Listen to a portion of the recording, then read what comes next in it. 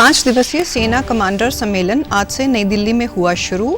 NSG के स्थापना दिवस पर केंद्रीय गृह मंत्री अमित शाह ने सोशल मीडिया एक्स पर दी बधाई। कैथल में हुए जनसंवाद कार्यक्रम में मुख्यमंत्री मनोहर लाल ने किया ऐलान, ग्रुप डी के अभ्यर्थी 21 और 22 अक्टूबर को रोडवेज बसों में कर सकेंगे मुफ्त यात्रा। और पंजाब के मुख्यमंत्री भगवंत मान ने कल चंडीगढ़ में 304 युवाओं को सौंपे नियुक्ति पत्र। कहा, हमारी सरकार ने कर्मचारियों के आगे से हटाया कच्चा शब्द।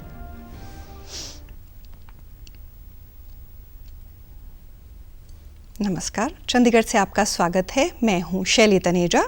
अब समाचार विस्तार से।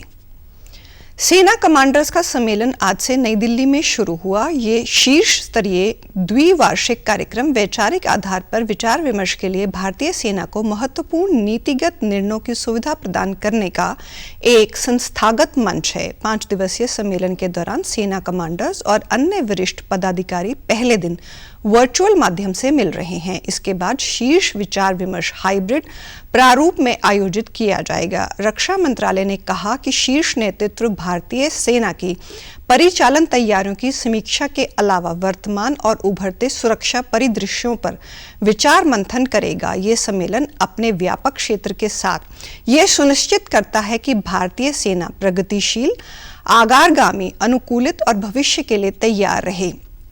रक्षा मंत्री राजनाथ सिंह बुधवार को सेना कमांडर सम्मेलन में भाग लेंगे।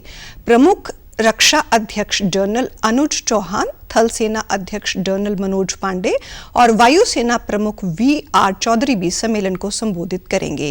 ये दफ्तर पर भारत सरकार के प्रधान वैज्ञानिक सलाहकार डॉक्टर अजय सूद भी सुरक्षा के लिए टेक्नोलॉजी का लाभ उठाने विषय पर एक भाषण देंगे।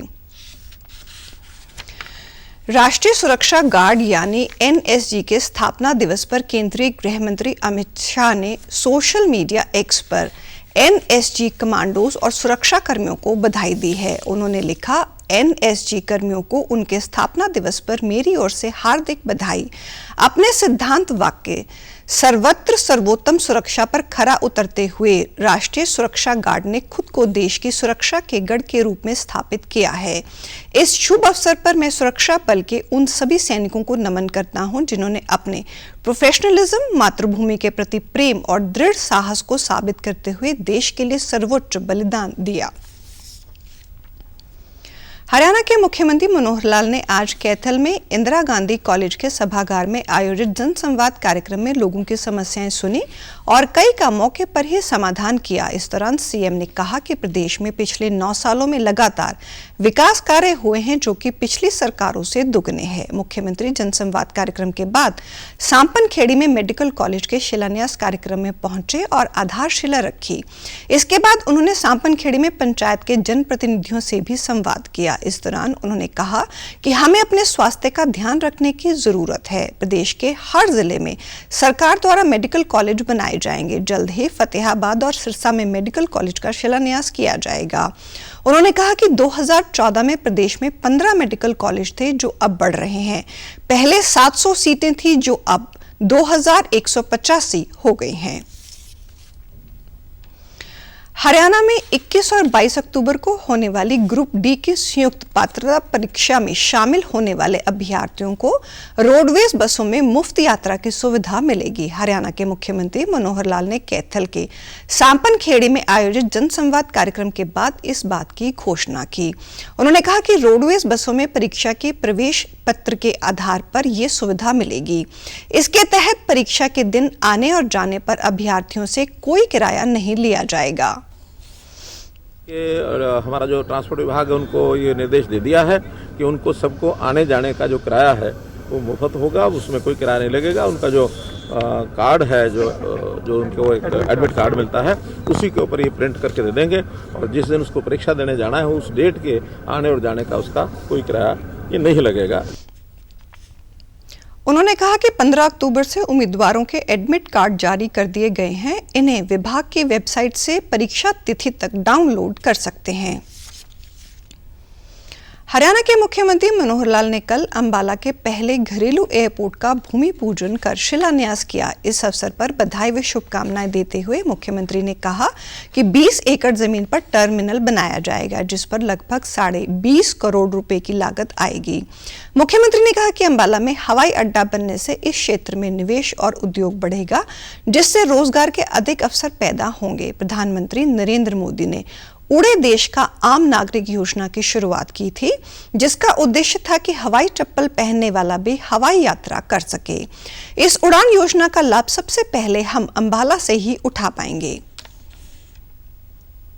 ये उड़ान स्कीम कुछ वर्ष पहले शुरू हुई थी, जो सस्ती हवाई यात्रा, जिसको ठीक संज्ञा दी गई है कि हवाई चप्पल पहनने वाला व्यक्ति भी हवाई जहाज की यात्रा कर सके, ऐसी देश के अंदर प्रधानमंत्री जी ने स्कीम चलाई है। इसका पूरा लाभ हम सबसे पहले अंबाला से उठा पाएंगे। यही कहूंगा कि जहां कहीं एयरपोर्ट हो जाता है, उसके साथ साथ निवेश, उसके साथ साथ उद्योग, उसके साथ साथ हर प्रकार की, चाहे वो आर्थिक प्रगति हो, चाहे अन्य इंफ्रास्ट्रक्चर की चीजें हो, स्वाभाविक आगे बढ़ती हैं। उन्होंने कहा कि हरियाणा सरकार ने उड़ान योजना के तहत रूट्स के लिए आवेदन किया हुआ है। जल्द ही हमें देहरादून, लखनऊ, अमृतसर, जयपुर, शिमला जैसे रूट में से कुछ रूट पर तुरंत स्वीकृति मिलने की उम्मीद है। मुख्यमंत्री ने महाराजा अग्रसेन की जयंती की बधाई व शुभकामनाएं देते हुए कहा कि हिसार में भी महाराजा अग्रसेन इंटरनेशनल एयरपोर्ट को विकसित किया जा रहा है। समय बहुत बचने वाला है, तो ऐसे सब रूट्स के लिए कुछ रूट्स जैसे बताए हैं, जैसे मानो देहरादून है, यहाँ का भी रूट बन सकता है। जैसे मानो लखनऊ है, वहाँ का रूट भी बन सकता है। हिसार के हवाई अड्डे का उपयोग हम करेंगे, एक बड़ा हवाई अड्डा बने, उसके लिए 3 साल से काम लगातार चल रहा है और मैं समझता हूँ बहुत जल्दी इस वर्ष के अंत तक, नहीं तो और अगले वर्ष के प्रारंभ में उस हवाई अड्डे के ऊपर कोई ना कोई गतिविधि ये हमारी शुरू हो जाएगी, ऐसा मैं विश्वास करके चलता हूँ। मुख्यमंत्री ने कहा कि करनाल से यमुनानगर की रेल लाइन को भी मंजूरी मिल गई है। इतना ही नहीं, केंद्र सरकार ने हरियाणा में नए राष्ट्रीय राजमार्ग को भी मंजूर किया है।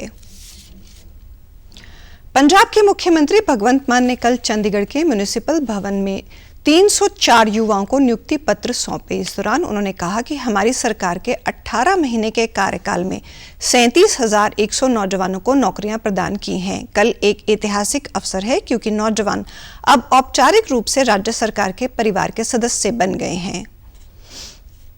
तो ਵਧੂਗੀ ਤਾਂ ਵੀ ਉਹਨਾਂ ਦਾ, ਜਿਵੇਂ ਤੁਸੀਂ ਅੱਜ ਆਏ ਹੋ 228 ਆਏ ਹੋ ਅੱਜ, ਤਾਂ ਉਹਦੇ ਨਾਲ ਵੀ, ਕਿਉਂਕਿ ਪਹਿਲਾਂ ਇੱਕ ਅਸਾਮੀਆਂ ਕਿੱਥੇ ਭਰਦੇ ਸੀ, ਖਾਲੀ ਪਈਆਂ ਸੀ। ਅੱਜ ਦੀਆਂ ਨੌਕਰੀਆਂ 304 ਅੱਜ ਦੀਆਂ ਮਿਲਾ ਕੇ 37,100 ਨੌਕਰੀ ਸਰਕਾਰੀ, 12,710 ਕੱਚੇ ਟੀਚਰਾਂ ਨੂੰ ਪੱਕੇ ਕਰਤਾ। ਸੋ ਇਹ ਅਸੀਂ ਬਾਕੀ ਜਿਹੜੇ ਕੱਚੇ ਮੁਲਾਜ਼ਮ ਉਹਨਾਂ ਨੂੰ ਅਸੀਂ ਪੱਕੇ ਕਰ ਰਹੇ ਹਾਂ 28,000 ਦੇ ਨੇੜੇ ਤੇੜੇ। ਨਾਲ ਇਹ ਵੀ ਹੈ, ਕੱਲ ਨੂੰ ਕੋਈ PIL ਨਾ ਪੈ ਜੇ, ਹਾਈ ਕੋਰਟ ਜਾ ਵੜਦੇ ਹਰੇ ਗੱਲ ਤੇ, ਉਹ ਵੀ ਅਸੀਂ ਦੇਖਦੇ ਹਾਂ। ਪਹਿਲਾਂ ਅਸੀਂ ਰਾਹ ਪੱਧਰਾ ਕਰਦੇ ਹਾਂ ਤੁਹਾਡੇ ਵਾਸਤੇ।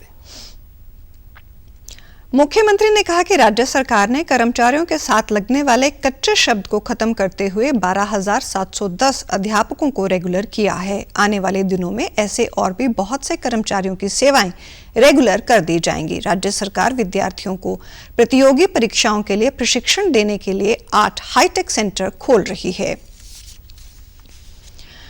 मलेरकोटला जिले के गांव फिरोजपुर कुठाला के 26 वर्षीय किसान गुरप्रीत सिंह कुठाला धान की पराली से अच्छी कमाई कर रहा है। उसने पंजाब सरकार द्वारा दी जा रही 50% सब्सिडी पर पराली के प्रबंधन के लिए मशीनें जैसे स्ट्रॉ रेक और बेलर खरीदकर मौके का पूरा लाभ उठाया। ये प्रगतिशील किसान 12वीं पास है और वह 40 एकड़ जमीन पर खेती करता है, जिससे 10 एकड़ पर वह खुद खेती करता है, जबकि 30 एकड़ ठेके पर है। उसने संगरूर RNG बायोगैस प्लांट पंचगराइयां के साथ करारनामा करके पिछले साल 12,000 क्विंटल पराली की गांठों की सप्लाई करके लगभग 16 लाख रुपए कमाए थे। अब इस नौजवान किसान ने अपने दोस्त सुखविंदर सिंह की मदद से 2 बेलर और 2 रेकस समेत 4 नई मशीनें खरीदी हैं। पंजाब के कृषि एवं किसान कल्याण मंत्री गुरमीत सिंह खुडिया ने पर्यावरण सुरक्षा के लिए राज्य सरकार के प्रयासों में सहयोग देने के लिए इस नौजवान किसान को बधाई देते हुए सभी किसानों से अपील की कि वह सभी गुरप्रीत सिंह कुठाला के पद चिन्हों पर चलें।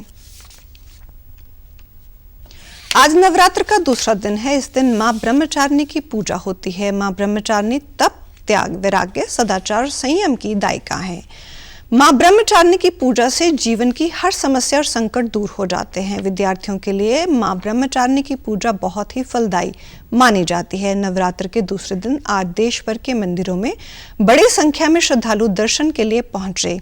दिल्ली के झंडेवाला मंदिर में आज सुबह आरती की गई। वहीं उत्तराखंड के चारों धामों के कपाट बंद होने की तिथि की एक-एक करके घोषणा शुरू हो गई है। 24 अक्टूबर को दशहरे के दिन बद्रीनाथ धाम के कपाट बंद करने के शुभ मुहूर्त की घोषणा की जाएगी।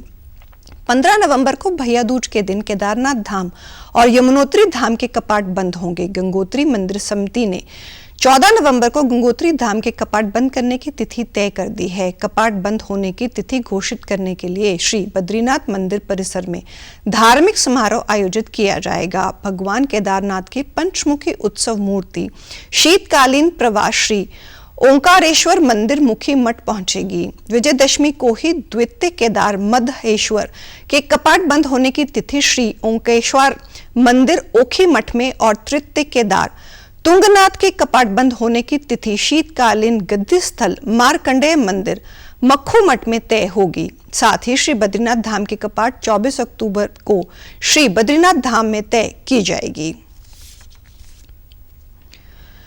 पूर्व मुख्य निर्वाचन आयुक्त व पूर्व खेल मंत्री मनोहर सिंह गिल का आज नई दिल्ली में अंतिम संस्कार किया जाएगा। कल उनका नई दिल्ली के एक अस्पताल में बीमारी के बाद निधन हो गया था। वे 86 वर्ष के थे।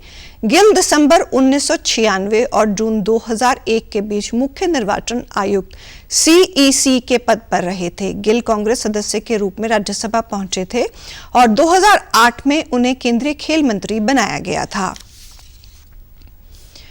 आज और कल दिल्ली, हरियाणा, पंजाब, चंडीगढ़ में पश्चिमी विक्षोभ का असर देखने को मिलेगा। इसके चलते सामान्यतः बादल छाए रहने और हल्की व मध्यम वर्षा होने के आसार हैं। इससे लोगों को प्रदूषण से राहत मिलेगी। दिल्ली की हवा में प्रदूषण के कणों की मात्रा रविवार को भी बरकरार रही। दिल्ली के 16 इलाकों में AQI 200 से पार, हरियाणा के 10 शहरों में भी AQI 200 से ज्यादा रिकॉर्ड किया गया। आज सुबह चंडीगढ़ और हरियाणा के कई जिलों में अचानक तेज हवाएं चलने और बादल छाने से करीब 1 घंटे तक तेज बारिश हुई। मौसम विभाग ने कल भी बारिश और बादल छाए रहने की संभावना जताई है। 2 दिन से मौसम में अचानक आए बदलाव से तापमान 30 डिग्री से नीचे चला गया और लोगों को ठंडक का एहसास दिला रहा है। इससे पहले रविवार सुबह 6 बजे से 9 बजे तक रुक रुक कर 3 mm बारिश हुई। वहीं जम्मू कश्मीर, हिमाचल प्रदेश और उत्तराखंड में भी 17 अक्टूबर तक मध्यम बारिश की संभावना जताई गई है। हिमाचल के चूड़ाधार में कल सीजन की पहली बर्फबारी हुई। इससे वहां का तापमान 5 डिग्री नीचे आ गया। और अब पेश हैं खबरें फटाफट।